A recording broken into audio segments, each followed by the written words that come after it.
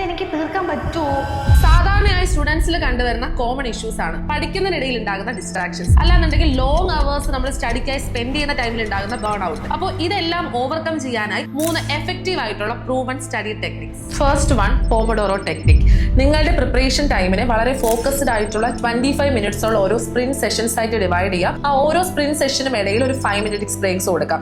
For example, അങ്ങനെ ഒരു 4 Pomodoro sessions നമ്മൾ എടുത്തു കഴിഞ്ഞാൽ ആ 4 സെഷൻസിന് ശേഷം ഒരു ലോങ് ബ്രേക്ക്, ഫോർ എക്സാമ്പിൾ ഒരു 30 മിനിറ്റ്സ് പ്രൊവൈഡ് ചെയ്യാം. ഇനി ഇതൊരു സബ്ജക്ട് വൈസ് ആയിട്ട് നമ്മൾ ഡിഫൈൻ ചെയ്യുവാണെങ്കിൽ നമുക്ക് എങ്ങനെ ഈ പോമഡോറോ ടെക്നിക്ക് വൈസ്ലി യൂസ് ചെയ്യാമെന്ന് നോക്കാം. ഫോർ എക്സാമ്പിൾ, നമ്മൾ എടുക്കുന്നത് ഫ്ലൂയിഡ് മെക്കാനിക്സിലെ ഓപ്പൺ ചാനൽ ഫ്ലോ എന്ന് പറയുന്ന ടോപ്പിക് ആണെന്ന് വിചാരിക്കുക. ആദ്യത്തെ 25 മിനിറ്റ്സ് നിങ്ങളുടെ കയ്യിൽ അവൈലബിൾ ആയിട്ടുള്ള സ്റ്റഡി മെറ്റീരിയൽസ് യൂസ് ചെയ്തുകൊണ്ട് ആ കോൺസെപ്റ്റ് എന്താണെന്ന് മനസ്സിലാക്കാൻ ശ്രമിക്കുക.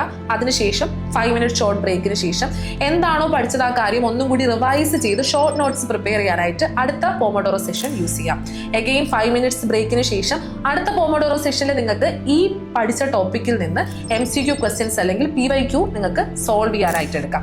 അതിനുശേഷം പിന്നെയും ഒരു 5 മിനിറ്റ്സ് ബ്രേക്ക് അവൈലബിൾ ആണ്. അതിനുശേഷമുള്ള 25 മിനിറ്റ്സ് ഉള്ള ലാസ്റ്റ് പോമഡോറോ സെഷനിൽ നിങ്ങൾക്ക് നിങ്ങളുടെ മിസ്റ്റേക്സ് റിവ്യൂ ചെയ്യാനായിട്ട് യൂസ് ചെയ്യാം.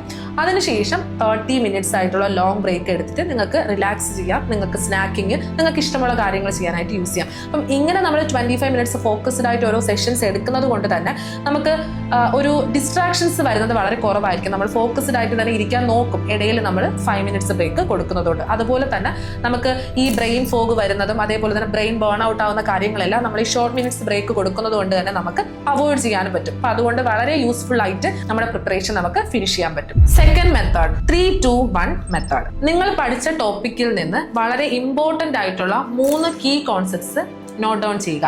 അതിൽ നിന്ന് 2 ക്വസ്റ്റ്യൻസ് ഫോർമുലേറ്റ് ചെയ്യുക. ഇനി ആ ടോപ്പിക്കിൽ തന്നെ വളരെ ഇമ്പോർട്ടന്റ് ആയിട്ട് ഒരിക്കലും മറക്കാൻ പാടില്ല എന്ന് ഉറപ്പായിട്ടുള്ള ഒരു പോർഷൻ അത് നിങ്ങൾ നോട്ട് ചെയ്തുകൂടി വെക്കുക. ഇങ്ങനെ നിങ്ങൾ പഠിക്കുന്നത് കൊണ്ട് നിങ്ങളുടെ പ്രിപ്പറേഷനിലുള്ള ഗ്യാപ്സ് എന്തൊക്കെയാണെന്ന് ഐഡന്റിഫൈ ചെയ്യാനും നിങ്ങൾക്ക് പറ്റും. അതേപോലെ ഈ നോട്ട് ഡൗൺ ചെയ്ത് വെച്ചിരിക്കുന്ന 3-2-1 മെത്തേഡിൽ ആ ഒരു ഷീറ്റ് നിങ്ങൾക്ക് ഒരു കോമ്പാക്ട് റിവിഷൻ ടൂളായിട്ട് ഫൈനൽ പ്രിപ്പറേഷൻ സ്റ്റേജിൽ യൂസ് ചെയ്യാനും പറ്റും. Third method, self rewarding method. First തന്നെ നിങ്ങൾ നിങ്ങളുടെ ഒരു ഗോള് ഫിക്സ് ചെയ്യുക. ഫോർ എക്സാമ്പിൾ, ഒരു സബ്ജക്റ്റിലെ ഇത്രയും ടോപ്പിക്സ് ഫിനിഷ് ചെയ്യുമെന്നതായിരിക്കാം ആ ഒരു ഗോള്. അതിനുശേഷം നിങ്ങൾ ഒരു റിവാർഡ് ഫിക്സ് ചെയ്യുക. നിങ്ങൾക്ക് തന്നെ കൊടുക്കുന്ന ഒരു റിവാർഡ്, ഇത്രയും പോർഷൻസ് ഫിനിഷ് ചെയ്താൽ ഞാൻ ഫോർ എക്സാമ്പിൾ ഞാൻ 10 മിനിറ്റ് ഒരു സോഷ്യൽ മീഡിയ ബ്രേക്ക് എടുക്കും, അല്ലാന്നുണ്ടെങ്കിൽ ഞാൻ എനിക്ക് ഇഷ്ടമുള്ള ഒരു ഡ്രിങ്ക് അല്ലെങ്കിൽ ഒരു ഡെസേർട്ട് കഴിക്കും. ഈ രീതിയിൽ ഒരു സെൽഫ് റിവാർഡിങ് നിങ്ങൾ തന്നെ ഫിക്സ് ചെയ്ത് കൂടി വെക്കുക. അപ്പോൾ ഇവിടെ ശ്രദ്ധിക്കേണ്ട ഒരു കാര്യം, നിങ്ങളുടെ ഗോള് നിങ്ങൾ അച്ചീവ് ചെയ്താൽ മാത്രമേ, അതായത് ഇത്രയും പോർഷൻസ് കവർ ചെയ്ത് കഴിഞ്ഞാൽ മാത്രമേ നിങ്ങൾ ആ റിവാർഡ് നിങ്ങൾക്ക് കൊടുക്കൂ. ഇൻ കേസ് ആ പോർഷൻസ് ഇൻകംപ്ലീറ്റ് ആണെങ്കിൽ ആ ദിവസം നിങ്ങൾക്ക് ആ റിവാർഡ് ഇല്ല. ഇനി വേറൊരു പോയിന്റ് ഓഫ് വ്യൂവിൽ പറയുകയാണെന്നുണ്ടെങ്കിൽ നിങ്ങൾ ഓൾറെഡി ഒരു റിവാർഡ് ഫിക്സ് ചെയ്ത് വെച്ചിരിക്കുകയാണ് നിങ്ങൾക്ക്. അപ്പൊ അതുകൊണ്ട് തന്നെ നിങ്ങളുടെ ബ്രെയിൻ വളരെ ക്യൂരിയസ് ആയിരിക്കും ഈ ടോപ്പിക്ക് ഫിനിഷ് ചെയ്യുന്ന കാര്യത്തിൽ. അപ്പൊ നിങ്ങൾക്ക് ഓൾറെഡി വളരെ ബോറിംഗ് ആയിട്ടുള്ള അല്ലെങ്കിൽ വളരെ ടഫ് ആയിട്ടുള്ള സബ്ജക്ട്സ് പഠിക്കുന്നതിലെല്ലാം ഈ മെത്തേഡ് വളരെ നല്ല രീതിയിൽ നിങ്ങൾക്ക് യൂട്ടിലൈസ് ചെയ്യാനായിട്ട് പറ്റും. ഓൾറെഡി ഒരു റിവാർഡ് വെയിറ്റ് ചെയ്തിരിക്കുന്നത് കൊണ്ട് തന്നെ നിങ്ങൾ വളരെ ക്യൂരിയസ് ആയിട്ട് അത് ഫിനിഷ് ചെയ്യാനായിട്ട് നോക്കും. അപ്പൊ ഗ്രാജുവലി നമുക്ക് എടുക്കുന്ന ടോപ്പിക്സിന്റെ അല്ലെങ്കിൽ സബ്ജക്ട്സിന്റെ ആ ഒരു ക്വാണ്ടിറ്റി നമുക്ക് കൂട്ടിക്കൊണ്ടുപോകാം. അതായത് വളരെ ബിഗർ ആയിട്ടുള്ള ടോപ്പിക്സ് നമുക്ക് എടുക്കാം.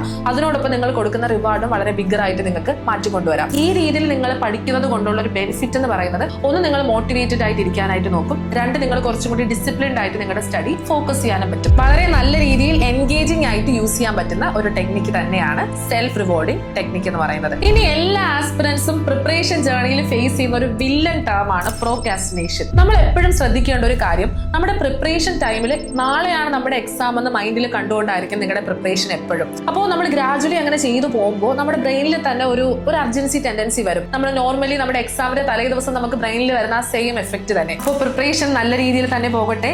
നിങ്ങളുടെ പ്രിപ്പറേഷൻ ജേർണിയിൽ എല്ലാ സപ്പോർട്ടുമായി സിവിലിയൻസ് ടീം കൂടെയുണ്ട്. Learn from the best.